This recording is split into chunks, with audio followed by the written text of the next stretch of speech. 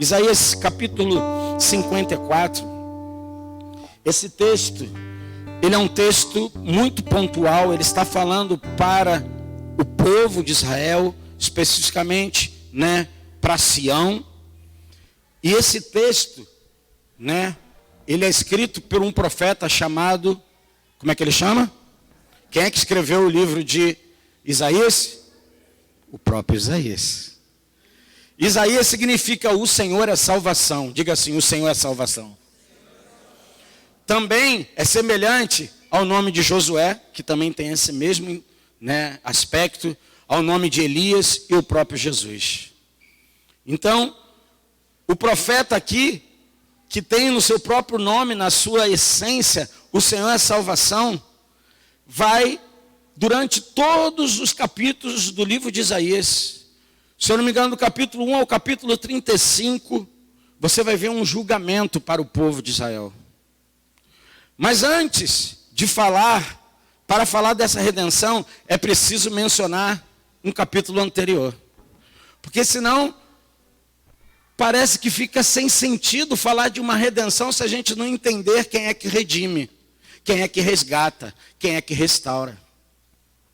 Embora pareça ser muito simples, a gente imaginar que Jesus é meu resgatador, muitos de nós não temos compreendido, a missão dessa redenção. E então, para a gente falar do capítulo 54, que a gente vai falar, eu gostaria de falar um pouquinho do capítulo 53, que vai falar e relatar a obra do servo sofredor, a obra de Jesus. Isaías, ele vai profetizar durante o período, esse é o período que Isaías está profetizando, o período onde o reino está dividido. O reino de Israel está dividindo a maior parte da sua mensagem, ele está dirigindo, a maior parte da sua mensagem a Judá, que é o que? Judá era o reino do sul. Israel ficou no reino do norte, e Judá ficou no reino do sul. Ele condenou o ritualismo vazio de seus dias. Abra, por favor, no capítulo 1 de Isaías, versos de 10 a 15. Vou ler só 2 textos aqui antes da gente começar, lá em Isaías 53. Isaías capítulo 1, versículo de 10 a 15. Isaías está aqui, condenando o ritualismo vazio. E talvez você pergunte, Sérgio, o que isso tem a ver conosco? Tudo a ver conosco. Porque nós podemos fazer muitas coisas de uma forma ritual, mas vazia. De uma forma ritualesca, eu estou tão acostumado a fazer. Você vai ver que isso é muito real, que a maioria de vocês que estão sentados onde estão sentados, vocês sentam domingo após domingo nesse lugar. Sim ou não? A maioria de vocês. Ninguém diz que essa cadeira é tua, Cordeiro. O nome dele é Cordeiro. Olha que lindo, irmão. Aquela irmã tem um cordeiro dentro de casa, irmão. André Cordeiro, a Bete. Ninguém diz que essa cadeira é tua, mas tu sentou e falou, isso aqui é minha posse, é o meu lugar. Não é verdade? Porque são coisas que a gente vai fazendo de uma maneira muito automática. Mas Isaías está condenando o ritualismo vazio. Está aqui? Ouve a palavra do Senhor, governadores de Sodoma. Dai ouvidos à lei do nosso Deus, ó povo de Gomorra. De que me serve a minha multidão dos vossos sacrifícios? Diz o Senhor, estou farto dos holocaustos de carneiros e da gordura de animais cevados, e não me agrado do sangue de novilhos, nem de cordeiros, nem de bodes. Quando vindes para comparecerdes perante mim, quem requereu de vós isto? Que viesses pisar os meus átrios. Não continues a trazer ofertas vãs. O incenso é para mim abominação. As luas novas, os sábados e as convocações de assembleias. Não posso suportar a iniquidade e o ajuntamento solene. Versículo 14. as vossas luas novas e as vossas festas fixas. A minha alma as aborrece, já me são pesadas, estou cansado de as sofrer. 15.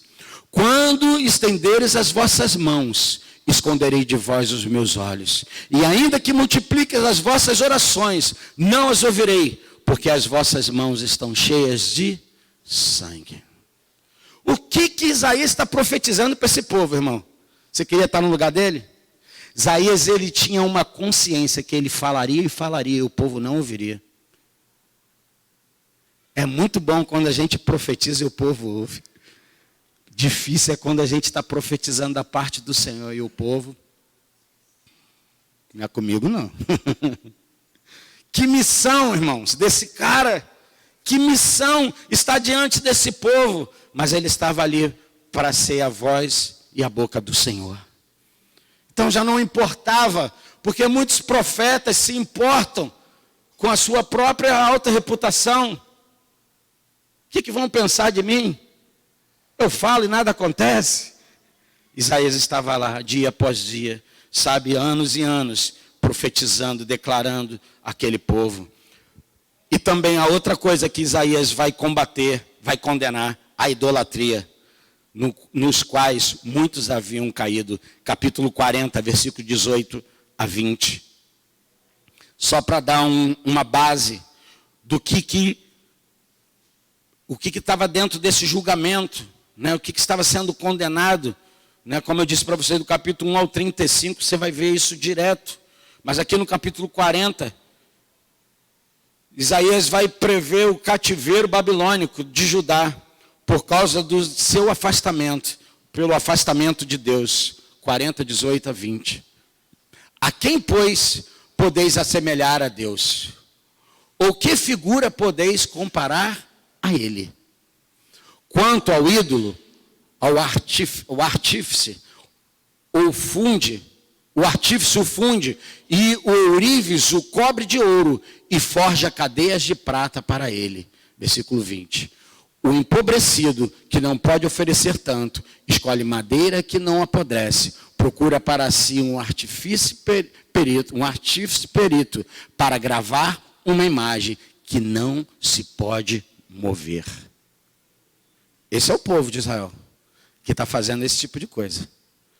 Esse é o povo que vai chegar uma hora que eles vão fazer um sacrifício e colocar dentro do templo. É esse tempo aqui de Isaías. A esse tempo aqui, onde eles estão debaixo, iriam passar para um cativeiro da Babilônia. Então, o capítulo 54, ele vai fazer um chamado para se regozijar, por causa da redenção. E a redenção está lá no capítulo 53. Por favor, agora, rapidinho 53. Vamos ler aqui juntos. Você pode ler junto comigo aqui no Data Show? Vamos lá, versículo 1. Quem deu crédito? A quem se manifestou o braço do Senhor? 2. Pois foi crescendo como renovo perante ele. Vamos lá, irmãos, vamos ler juntos, amém? E como raiz que sai de uma terra seca. Eu estou na frente?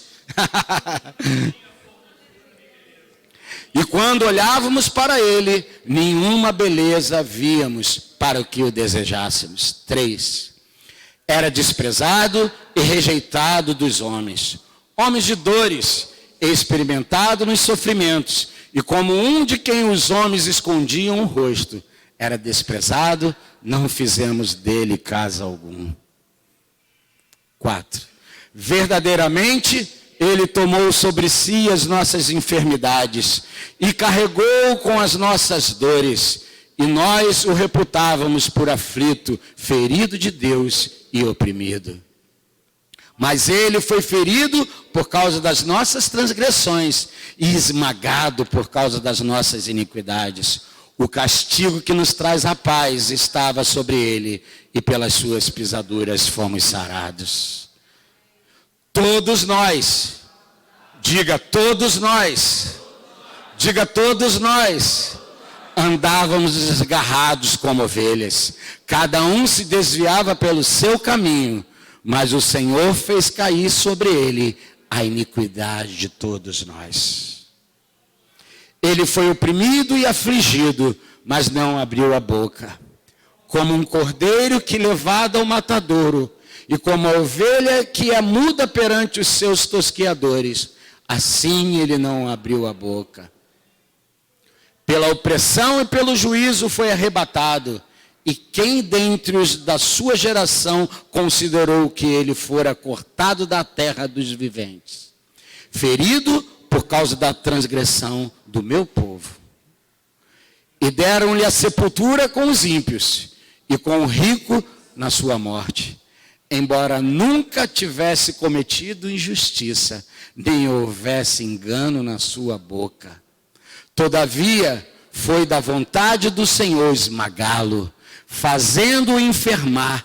Quando ele se puser como oferta pelo pecado, verá a sua posteridade, prolongará os seus dias, e a vontade do Senhor prosperará nas suas mãos. Ele verá o fruto do trabalho da sua alma e ficará satisfeito. Como seu conhecimento, o meu servo justo justificará a muitos, e as iniquidades deles levará sobre si. Pelo que lhe darei o seu quinhão com os grandes, e com os poderosos repartirá ele o despojo. Porquanto derramou a sua alma até a morte, e foi contado com os... Mas ele levou sobre si o pecado de muitos, e pelos transgressores intercedeu. Versículo 13. Acabou, né? Até o 12. 13 era por minha conta, irmãos. Irmãos, para falar do capítulo 54, nós precisamos entender o 53. Esse servo, o servo sofredor, o servo Jesus, que foi contado ante os transgressores. Como assim, Sérgio? Você não lembra não, irmãos? Jesus está no centro do Calvário, numa cruz. E ele está sendo crucificado entre quem? Mas a Bíblia diz que da boca dele não saía nenhuma injustiça. Mas ele está sendo condenado, junto com dois transgressores, com dois ladrões, como eles chamavam na época, pessoas de, como é que fala a expressão mesmo, gente? De rebelião. Tinha um termo mais, me ajudem, por favor? Vamos pregar juntos. Pessoas que promoviam rebeliões, tem um nome específico, mas faziam motins, faziam esse tipo de coisa que a gente vê bastante nos nossos dias. Rebeldes, motins que promoviam esse tipo de situação. E aí, irmãos, se abrir aqui eu vou falar.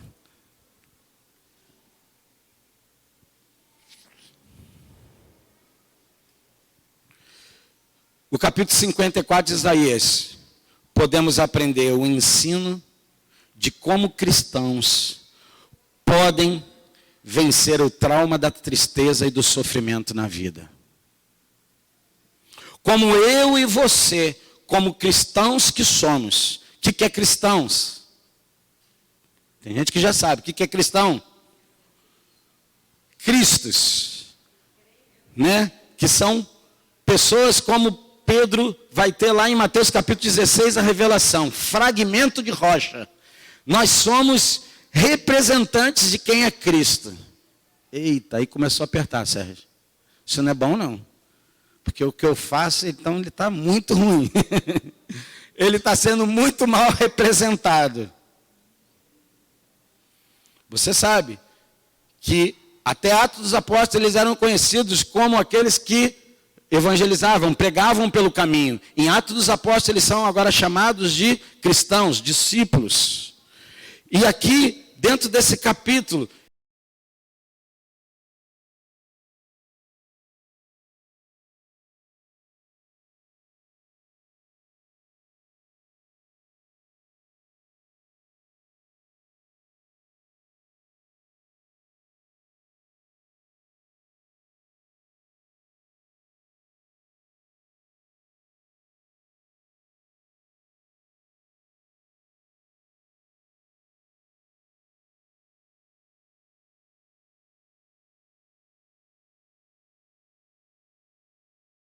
dizia que, mais ou menos assim, que derrota não é coisa de cristão. Quantos lembram disso? Lembra? Até velhinho, hein? Aí tem gente que já começa a gracinha, não é da minha época, não. Porque parece que derrota, ela é a última palavra, mas a Bíblia diz que a última palavra vem da boca do Senhor. E às vezes somos derrotados sim, irmãos, e a maioria das vezes como somos derrotados é porque nós estamos desalinhados do propósito de Deus. Mas Deus é um Deus que quando Ele nos olha e nos vê, irmãos, hoje a gente tem às vezes um orgulho por achar que fazemos tudo certinho e que Deus me ama muito. Deus te amou muito quando você estava no seu lamaçal de pecado e eu também no meu. A Bíblia diz que Ele nos amou quando nós estávamos mortos nos nossos delitos e pecados, irmãos. Deus não te ama mais hoje porque você é dele. Amém? Ele já te amou na forma máxima. Em João capítulo 3, versículo 16. Porque Deus amou o mundo de tal que deu o seu Filho unigênito, para que todo aquele que nele crê não seja destruído, não viva uma vida afastado, desgraçado, sem a graça de Deus, mas alguém que passa a viver de graça, favorável, é favorecido com o Senhor. Então nós precisamos entender que a nossa vida, na nossa caminhada, e Deus não te chamou para andar 100 metros, corrida de 100 metros, Deus te chamou para correr a maratona, irmãos. Amém? Tem gente que começa muito bem. Quanta gente a gente já conhece que começou bem, mas será que continua bem? O chamado de Deus para você não é ficar bem 50 anos da sua vida. E no último ano, digamos que você vai viver 51 anos, no último ano você vive uma desgraça. Sabe, uma separação, um rompimento. A Bíblia diz, ser fiel até a... Tem uma coroa para quem é fiel até a morte, irmão. Eu vou te dizer uma coisa, eu conheço gente que vive guerra todo dia. E é pesada. Na mente, nas emoções. Mas é alguém que diz assim, Senhor, eu te amo e eu vou te servir com toda a minha força, debaixo das minhas guerras, da minha luta, mas que eu não te deixo, eu não te abandono, eu não te abandono não. As pressões estão grandes, as propostas são inúmeras, mas eu não posso me soltar de ti. Sabe por quê, irmão? Foi alguém que foi preso com cordas de amor de Deus. Ninguém vê, estou preso. Sou um escravo de amor. Não existiam os escravos no passado? Né? E eles botavam um brinquinho e representavam, sou teu servo. Hoje não tem nenhum brinquinho, né, que você precisa botar para dizer, sou servo de Jesus. Mas você pode ter uma fidelidade, uma circuncisão, como falamos domingo passado, que é feita no coração. Diz, eu sou dele. Com todas as minhas lutas e as minhas guerras, e todo o sofrimento que você possa estar passando, tristeza, nesse percurso, nessa caminhada, nessa jornada, nessa maratona, meu irmão, fique firme, porque o Senhor, Ele te ajuda a vencer todo o trauma de tristeza e de sofrimento. Vamos para o versículo 1, capítulo 54. Agora a gente vai dar uma acelerada. Versículo 1, canta alegremente, ó estéreo. Acho que é a mesma, né? Eu vou ler aqui. Tá bom? Acho que é a mesma versão. Canta alegremente, ó estéreo, que não deste a luz. Exulta com alegre canto. E exclama, tu que não tiveste dores de parto, porque mais são os filhos da mulher solitária do que os filhos da casada, diz o Senhor. Por quê? Porque Deus está falando para Isaías, vai e profetiza. Que esse povo vai se alegrar, porque eles vão superar a esterilidade. Olha o que a Bíblia diz, que fala da mulher, olha aqui. Canta alegremente, ó estéreo, que não deste luz, exulta com alegre canto, exclama tu, que não tiveres dores de parto, porque mais são os filhos da mulher solitária do que o filho da casada, diz o Senhor. Deus está mandando Isaías profetizar. Israel, você tem comprometido, fazendo cultos solenes, misturado com um monte de coisa. Vocês estão fazendo um monte de idolatria. O reino do sul, muitas vezes, para ficar livre de impostos e tantas outras coisas. Eles comprometeram fazendo alianças com povos pagãos. Isso significa servindo aos seus deuses, fazendo concessões com os deuses. Você sabe que Israel tem um chamado. Existe um Deus que é o quê? Israel é chamado para ser até um Deus apenas, monoteísta. Mas os povos tinham o quê? Eram os politeístas, tinham muitos deuses. Israel começa a fazer, associar. Então Deus chama a Isaías para declarar e profetizar: regozija, porque superarás a tua esterilidade. A mulher estéril é representada por Israel, irmãos. Tudo bem? Falou comigo não? Ah, só deu um brado aí, né? Ser estéril naquela época era motivo de grande vergonha e desonra para uma mulher. Uma verdadeira desgraça. Em seu exílio e dispersão, Israel foi destituída de todos os direitos. Ficou em desgraça como uma mulher que não podia ter filhos. O profeta, contudo, a chama para que cante com alegria por causa da promessa do Senhor, da futura fecundidade para a nação. Às vezes você olha para a sua vida e fala assim: meu Deus, como é que está esse negócio? Deus está chamando você, meu irmão, nesse tempo para profetizar. Canta, profetiza, abre a tua boca e diz: vai mudar. Dia após dia vai mudar. Você lembra lá que Deus mandou o profeta ir para o meio de um vale de ossos secos, Ezequiel capítulo 37, não é isso? Vai e profetiza aos ossos secos. Isso é a figura de Israel, irmãos. Existem coisas que estão sequíssimas na nossa vida. Sabe o que o profeta tem que fazer? Tome a palavra do Senhor e diga: vai viver. Literalmente Israel nessa época tinha sido destruído, sua nação destruída, queimada, o povo dispersado. E Deus então manda o profeta ir lá para o meio dos ossos e profetiza: e nascerá um exército. Existem coisas que eu e você, se é que já fizemos um dia, precisamos continuar fazendo. Ou será que você cansou? Ah, estou muito desanimado, estou muito desesperançado, estou triste com isso, com aquilo, com a igreja, estou triste com o meu líder, estou triste. Meu irmão, lembra-se sempre de Isaías 53.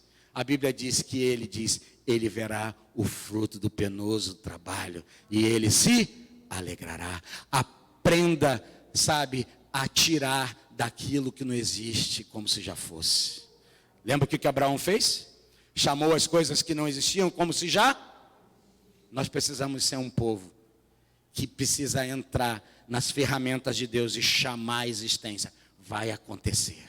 Amém? Ainda que possa parecer uma esterilidade, uma desgraça, uma desonra, é tempo de você chamar e cantar e começar a dizer: eu declaro e eu me alegro, porque o Senhor vai fazer com que isso seja uma realidade, assim como foi para a realidade para a nação de Israel. Versículo 2: alegre-se, alarga o espaço da tua tenda, estenda-se o todo da tua habitação, e não o impeças.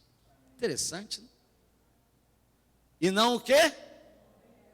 Será que às vezes é nós que estamos impedindo o alargamento, a expansão? Sim ou não? E não impeças. Alonga as tuas cordas e firma bem as tuas estacas.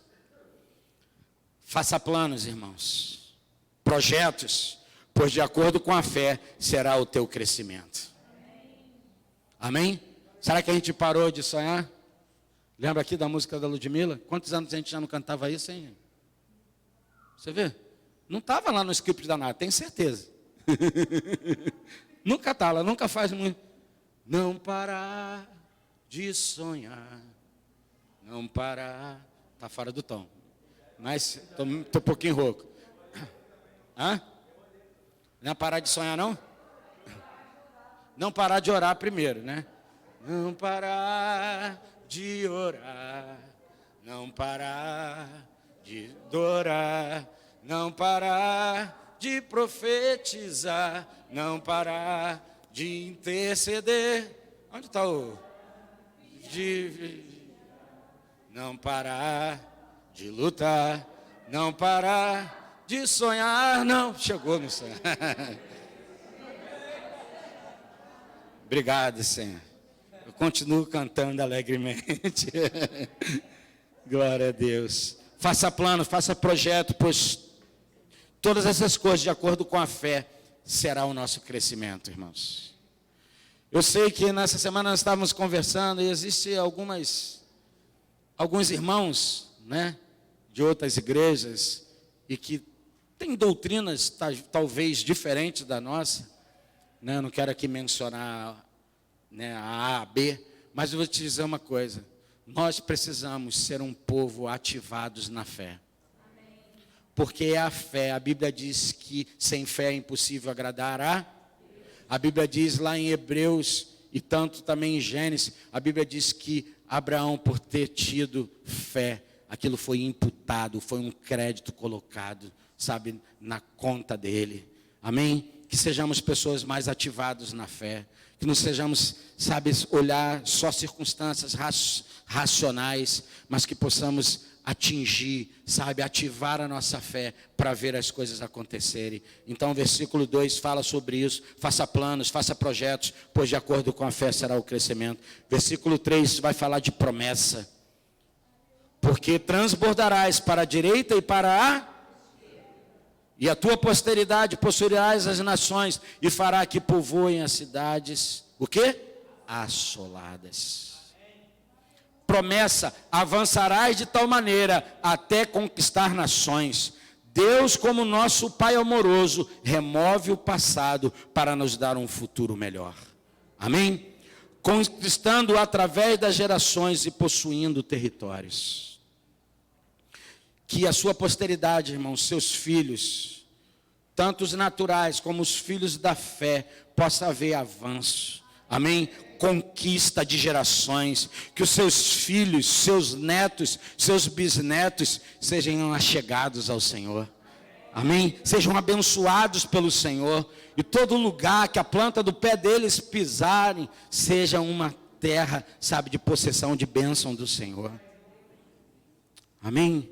Agora o versículo 4, olha que interessante: não temas. Diga comigo: não temas. Diga mais uma vez: não temas, porque não serás envergonhada. Por que que o profeta está tendo que profetizar isso? Meu irmão, você imagina, que nem o Filipe estava dizendo, alguém que tem a sua casa, tem as suas coisinhas, e de repente vem uma chuva e arranca tudo. Como que você acha que fica uma pessoa dessa? Que sentimento que essa pessoa tem? Destruição, vergonha, sabe?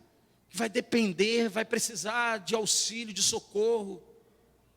Israel estava assim, humilhado. Então a palavra vem: não temas, porque não serás envergonhada. Não te envergonhes, porque não sofrerás humilhação, pois te esquecerás da vergonha da tua mocidade, e não mais te lembrarás do opróbrio da tua viuvez. Amém? O que é a viuvez? É alguém que agora não tem mais ninguém. O parceiro morreu, e agora? Às vezes não tem filho, né, que representa a força, o trabalho, o sustento, e agora? Não.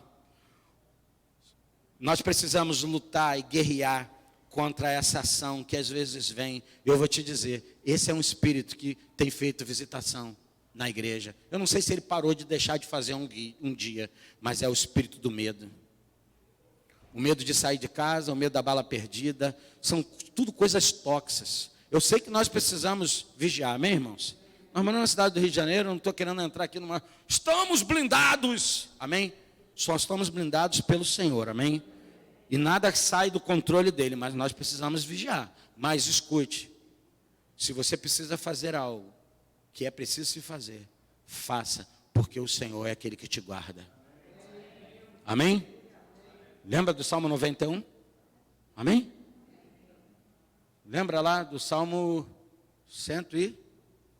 o do guarda de Israel, 121, se eu não me engano, não é esse? O guarda de Israel que não dorme nem dormita.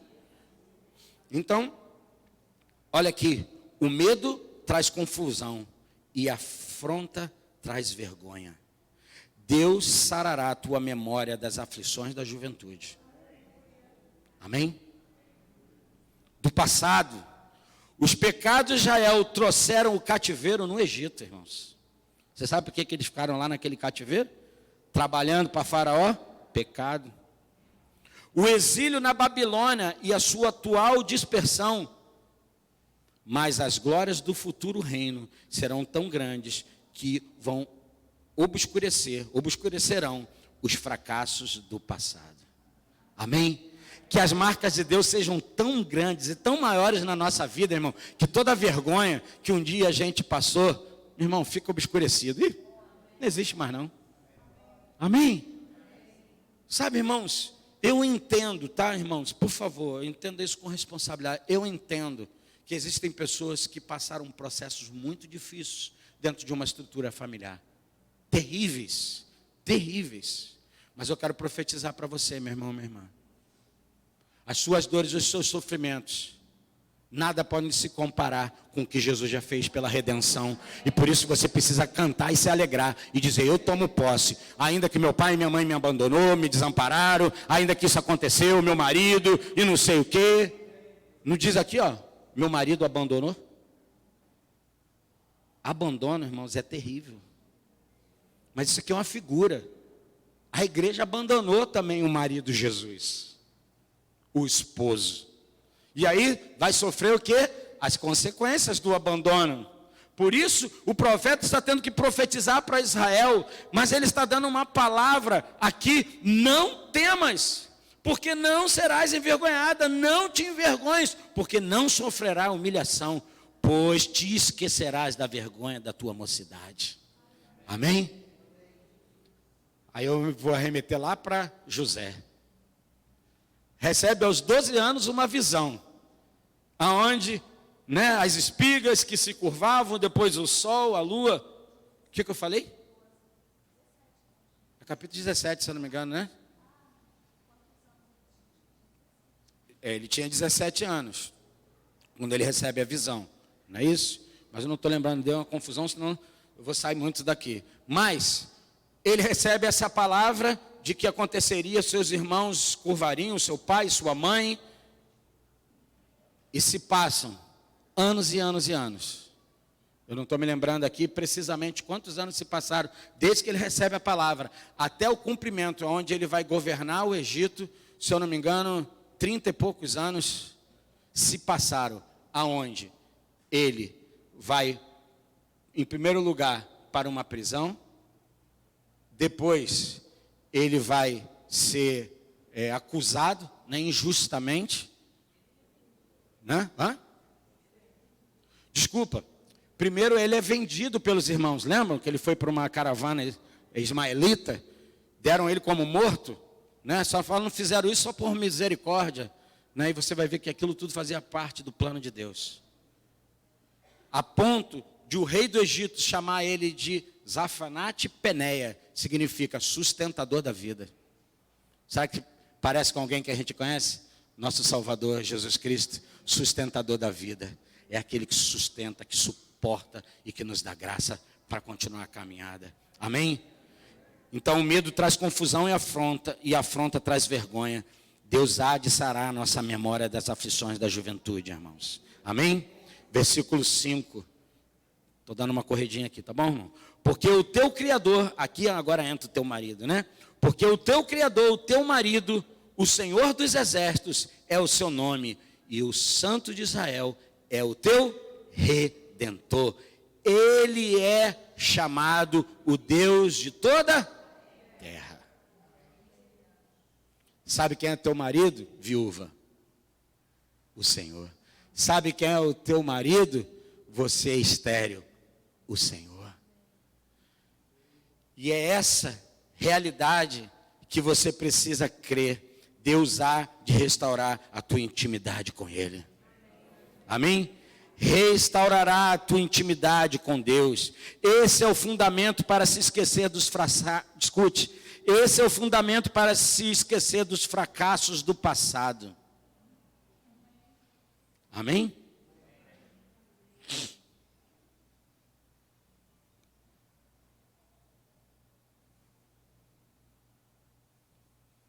restaurará a tua intimidade. Esse é o fundamento que, se esquecer dos fracassos do passado, é o relacionamento de Israel, eu e você com o Senhor, com o nosso marido, nosso Redentor, nosso resgatador. Amém?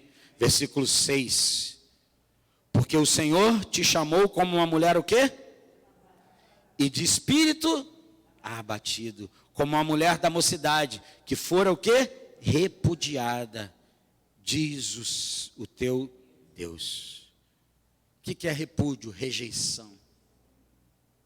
Você já sabe, o espírito mais agressivo que eu conheço na face da terra não se chama Lúcifer, se chama rejeição. Esse espírito é terrível. É óbvio que ele é o próprio raiz dessa ação, né? Mas, como diz o versículo 6, o abandono produz tristeza e a separação produz dor. É como o marido que rejeita a esposa, mas isso será apenas um breve tempo, se comparado à eterna bondade de que ele desfrutará quando o Messias, Jesus, tornar a trazer de volta a esposa repudiada, rejeitada. Amém? Foi Jesus que foi nos buscar, irmãos. Ah, fulano me rejeitou, ciclano me rejeitou, ah, minha sociedade me rejeita, mas Jesus me aceita. Se todo mundo disser, você não presta, eu vou dizer, você está correto. Mas mesmo assim ele diz, eu te quero. Você é minha. Eu estou falando no sentido de ser tomado, possuído, de ser desejado. Porque o abandono pode produzir tristeza e separação. Pode produzir tristeza, e a separação pode produzir dor. Mas o marido, o nosso Messias, ele vai trazer-nos de volta para o seu convívio, para o seu relacionamento. Versículo 7. Por breve momento te deixei, mas com grandes misericórdias torno a acolher-te. Amém? Deus compensará o tempo da aflição com grande misericórdia. Torno a acolher-te. Deus está falando para Israel, para a igreja, para mim e para você. Versículo de 8 a 11. Eu não vou ler, vou só ler só um pedacinho do 8. No ímpeto de indignação, escondi de ti a minha face, por um momento, mas com misericórdia eterna, me compadeço de ti, diz o Senhor, o teu Redentor. E de 9 até o 11, vai mostrar que Deus está dizendo, não conhecerás um Deus bravo. Amém? Quantas pessoas foram incutidas desde a sua pequenez que Deus era um Deus bravo? Quantos que até hoje sofrem com isso? Tem gente que sofre até hoje. Tem uma imagem de um Deus que é bravo. Isso é terrível, irmãos. Pessoas que foram criadas em ambientes religiosos, católicos ou até mesmo protestantes, extremamente religiosos, falando religioso, tá bom? Às vezes a gente confunde religioso com aquilo que é a ação de Deus, do santo. Pessoas até hoje têm dificuldade de ver um Deus que é tempo todo um Deus raivoso. Parece ser normal. Por quê? Parece que você ouviu, porque essas coisas vêm incutidas desde criança. Menino, fica quieto, porque se não ficar quieto, Deus vai te? O que você acha que uma criança está recebendo uma coisa dessa? Ouve. Irmãos, como é que chama aquele cara, que eu acho que foi ele que escreveu o Meu Pai é Pop? Sabe quem é? Um lourinho? Acho que ele é do Sul. Piaget, Marcos Piaget é o nome dele? Eu não sei o nome dele. No outro dia ele falou um negócio, irmãos. É isso aí.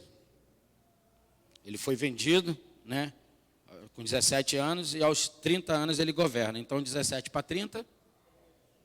Vamos lá? São 13 anos. Não, mas 13 anos ele fica... Depois eu vou ver isso aqui, que eu já escrevi isso aqui. Está equivocado ali, mas maravilha. O que eu estava falando? É Marcos Piaget? Acho que está sendo gravado. Se teu nome está errado, meu irmão, me perdoe. Mas deixa eu te dizer uma coisa. Tem muita gente que está falando coisas, irmãos, que nós precisamos aprender. Eu não sei o quanto que ele, sabe, conhece das coisas de Deus, mas eu já vi ele falando algumas coisas que têm princípios maravilhosos.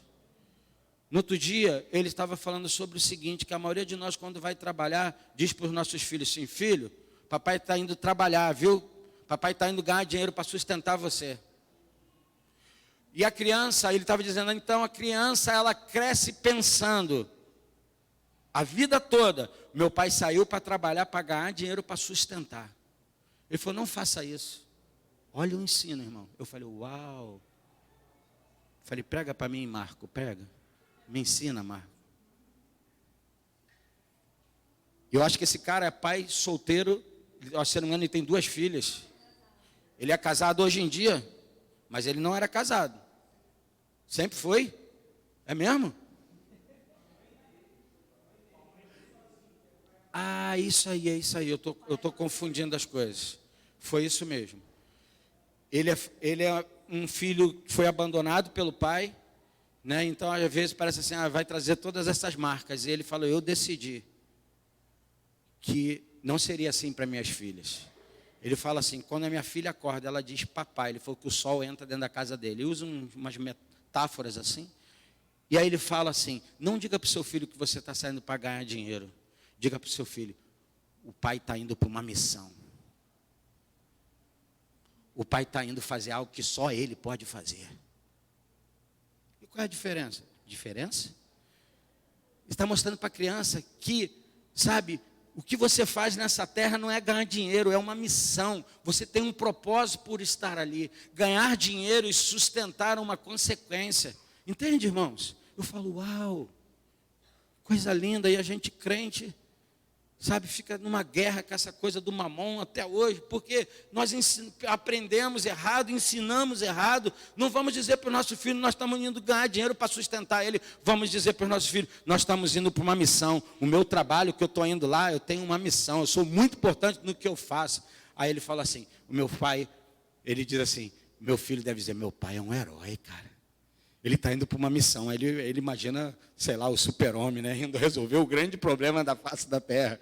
Mas sabe, irmãos, nós precisamos ter esse tipo de compreensão, sabe? E ver que Deus não é um Deus bravo, porém, o ser mais amoroso que assegura o teu futuro eterno. A Bíblia diz que Ele é o teu Redentor, amém? Aquele que redime ou resgata. Esse é o nosso Senhor, Salvador Jesus Cristo. É essa salvação que Ele promoveu para você. Amém? Você não viverá em tormento. Amém, irmãos? Parece que a gente não entende o que a Bíblia está falando com respeito a isso. No outro dia eu estava pensando sobre isso. A Bíblia diz que lá, nesse lugar, do lago como fala? Do enxofre e do fogo, haverá ranger de dentes. Você já viu quando você está com raiva? Você tranca todo, você fica... Você não faz isso, seus dentes faz assim. Uma ira, uma raiva. Imaginou esse lugar, irmão? Vai ser bom? Vai ter refrescar, não. A gente está com muito calor aqui, vai ali na praia, dá uma refrescada. Aguinha maravilhosa. Lá, o suco que vai ter lá é o suco do enxofre. Você toma, arde tudo. Parece fazendo uma brincadeira, mas irmãos, a Bíblia diz que lá haverá o quê? Choro e ranger de dentes. Essa parábola vai falar lá em João capítulo 15, né? Me ajuda aí, vocês são os profetas Vocês têm que ser bereanos, irmãos. Quando vai falar do rico e do Lázaro lá, eu acho que é uma daquelas passagens ali. Se não for, que diz que a Bíblia diz que aquele que estava em tormento, pede, né, para o Lázaro, que tinha, né, que estava lá envolto em chagas, para molhar a pontinha da língua dele, porque ele estava em tormento.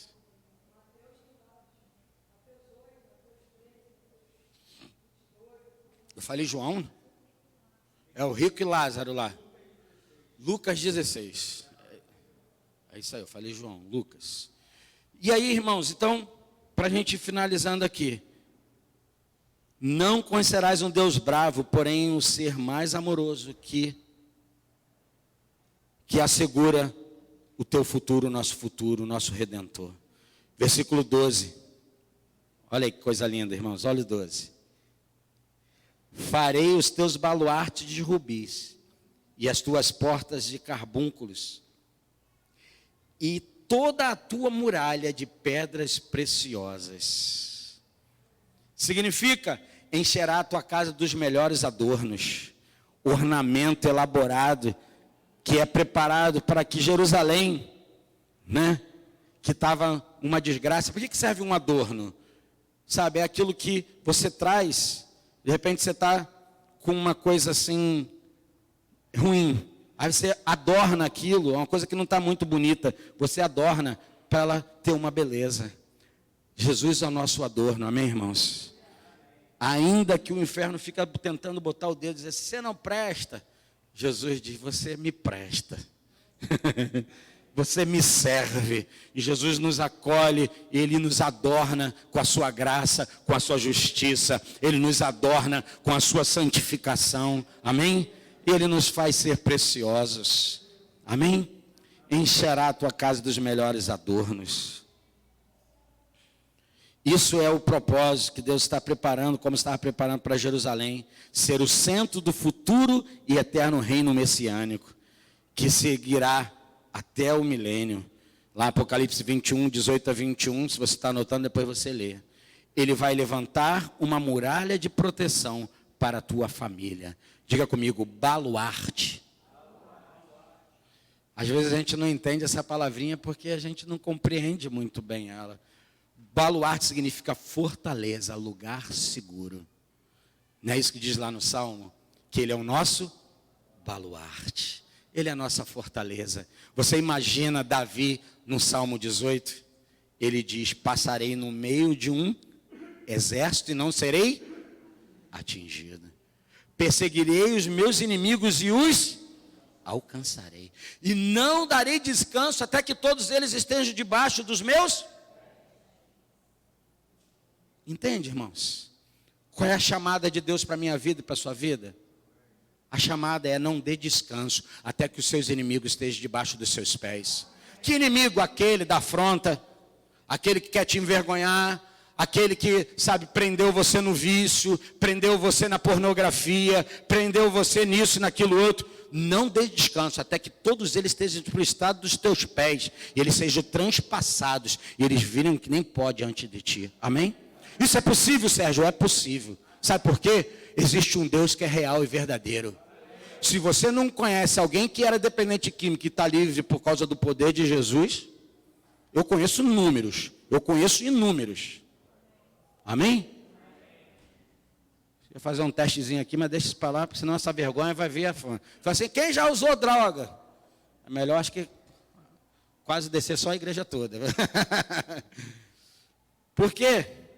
Porque Jesus é aquele que nos redime. Amém? Versículo 13. Eu estou terminando, viu, irmãos? Até porque o capítulo está terminando já aí. Ó. Todos os teus filhos serão o quê? Ai, que coisa linda. Todos os teus filhos serão ensinados do Senhor, discípulos do Senhor. E será grande a paz, o quê? Dos teus filhos. Amém, irmãos? Aproveita para profetizar para o seu filho. Amém? Aqueles que ainda terão, amém, irmão? Posso ouvir um amém? Amém. Isso, vai profetizando. Não deixa esperar chegar lá no ventre, não. Vai resolvendo esse negócio das regiões celestiais. Disse o meu filho, não será para calamidade. Amém? Eu sei que tem muito pai e mãe aqui que já chorou muito por seus filhos, irmãos. Sim ou não? Aí eles ali, ó. Já choraram muito por isso aqui. Mas eu sei que tinha uma confissão na boca deles. Eu não criei filho para calamidade. Eu não criei filho para desgraça. Eu criei filho para a honra e glória de Jesus. Amém? Amém? Você já viu quem venceu, né? Amém? Fui eu não, irmão. É Jesus que venceu. Eu só estou aqui por causa de Jesus. A graça dele maravilhosa. Já esses alguns aninhos, uns 2 ou 3, mais um pouquinho. Mas deixa eu dizer uma coisa para você. Teus filhos serão ensinados por Deus e haverá paz em tua casa. Versículo de 14 a 16. Diz aí o versículo 14. Será estabelecida em justiça, longe da opressão, porque já não temerás e também, o quê? Do espanto, porque não chegará a ti. Eis que poderão suscitar contenda, mas não procederá de mim. Quem conspira contra ti, cairá diante de ti. Eis que eu criei o ferreiro que assopra a brasa no fogo e que produz a arma para o seu devido fim. Também criei o assolador para destruir. Deus te manterá longe da opressão e do pavor. Toda vez que vier medo para cima de você, tome posse, comece a profetizar: sai fora, medo, sai fora. Você não vai conseguir, você não vai chegar, você não vai fluir, você não vai romper. Sai fora, medo, sai fora, medo, sai fora, medo. Meu irmão, você acredita que você é um sacerdote de Deus? Sim ou não? Se você não acredita, você está perdendo tempo, porque a Bíblia diz que você é sacerdote. Cíntia acabou de ler ali enquanto nós estávamos, declarando e profetizando aqui. 1 João capítulo 9, não é isso? 1 Pedro capítulo 1, versículo 9. Se eu não me engano. Diz que nós somos o quê? Um povo de propriedade exclusiva de Deus. Somos sacerdócio? Pergunto eu para você, qual é a função de um sacerdote? É aquele que intercede diante de Deus pelo povo. Deixa eu te dizer uma coisa. Você sabe quem é o sacerdote da sua vida? Diga o teu Redentor, Jesus Cristo. Ele está à destra do Pai e Ele intercede por você o tempo todo. Agora pense numa coisa. Existe um homem Deus que está no céu e existe um Espírito de Deus que está na terra. Onde está? Diga: dentro de mim. Preste atenção. Um que está do lado do Pai, Jesus Cristo, nosso advogado, o justo, ele está dizendo: Pai, lembra lá na cruz? Perdoa porque eles não sabem o que faz. E agora a gente tem um na terra que está conosco, amém? Diga: o Espírito Santo. Diga: o Espírito Santo não é só uma força, não é só uma energia. Diga: o Espírito Santo é uma pessoa. Toda vez que você se sentir só, diga: Espírito Santo, eu não estou só, tu estás comigo. Ministra a sua alma, seja o sacerdote que a sua alma precisa, amém? Diga que nem fez Davi lá no Salmo 42, se eu não me engano: porque estás abatido, ó minha alma, porque te perturba dentro de mim. Espera em Deus, amém? Não é só esperar por Deus, esperar em Deus. Eu estou nele, eu me agarro nele, eu estou firme nele, e Deus não vai me abandonar, não vai me desamparar. Ele está comigo, Ele é meu sustento, Ele é minha força, Ele é meu ânimo, minha coragem, meu arrimo, minha alegria, amém? Glória a Jesus. Oh Jesus, já até me perdi onde eu estou aqui, Pai.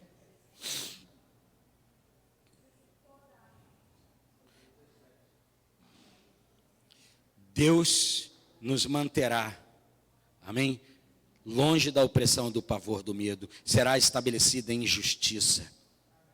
Entenda isso, estabelecido em justiça. Bota por favor para mim, Rec, Ezequiel 48, 35. Vocês podem me dar mais uns 4 minutinhos, irmãos? Pelo menos são 22 aqui mais ou menos. Uns 4 minutinhos eu vou terminar. Sei que a gente alongou um pouquinho aqui.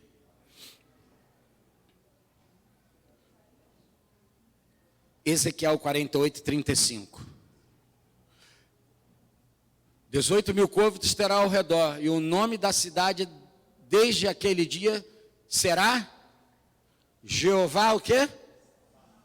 Jeová Samá. O que significa Jeová Samá?